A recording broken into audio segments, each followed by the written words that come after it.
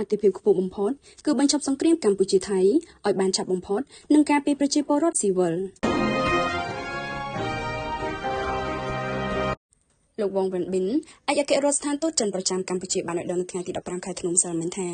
អតិភិបខ្ពស់បំផុតគឺបញ្ឈប់សង្គ្រាមនិងការពីពលរដ្ឋស៊ីវិលលោកនិយាយដោយក្តីសង្ឃឹមថាគេទាំងកម្ពុជាថៃនឹងអត់ធ្មត់ជាអតិបរិមាចាត់គ្រប់វិធានការដើម្បីឈានទៅបាត់ឈប់បាញ់ឲ្យកាន់តែឆាប់បំផុតដើម្បីកសាងសន្តិភាពនិងស្ថិរភាពនៅតាមព្រំដែននិងដើម្បីផលប្រយោជន៍ប្រជាជនបើតាមឯកអគ្គរដ្ឋទូតនៅភ្នំពេញប្រទេសចិនគឺនឹងបន្តធ្វើអ្វីៗគ្រប់យ៉ាងតាមដែលយើងអាចធ្វើបានដើម្បីលើកកម្ពស់ការសន្ទនាឈានទៅកសាងសន្តិភាពហើយចិននឹងបន្តដើរតួនាទីស្ថាបនាតាមវិធីរបស់ខ្លួនក្នុងការនាំមកនូវបទច្បាញ់រវាងកម្ពុជាថៃដើម្បីកសាងសន្តិភាពការចេញសារអំពាវនាវរបស់លោកវងវិនប៊ិនធ្វើឡើងក្រោយអ្នកនាំពាក្យក្រសួងការបរទេសចិនបានចេញសេចក្តីថ្លែងការណ៍ជំរុញឲ្យថៃនិងកម្ពុជាបញ្ចប់ការបាញ់ជាបន្ទាន់ដើម្បីជៀសវាងសង្គ្រាមរីករាលដាលកាន់តែធំដោយចិនសន្យាថានឹងចូលរួមសម្របសម្រួលដើម្បីនាំយកសន្តិភាពមកវិញតាមរយៈប្រតិកម្មនេះមហាអំណាចចិនសង្ឃឹមថាកម្ពុជាថៃបញ្ឈប់ការប្រយុទ្ធគ្នានឹងបន្ថយភាពតានតឹងឲ្យបានចាប់រហ័សបំផុតអ្នកនាំពាក្យក្រសួងការបរទេសចិនលោកគូចកិនបាននិយាយថាចិននឹងបន្តដោយមើលលើឆន្ទៈរបស់ភាគីទាំងពីរក្នុងការធ្វើការឲ្យអស់ពីសមត្ថភាពដើម្បីជំរុញការចរចាដើម្បីសន្តិភាពនិងដើរតួនាទីស្ថាបនាតាមរបៀបរបស់យើងដើម្បីនាំមកនូវបទជប់បាញ់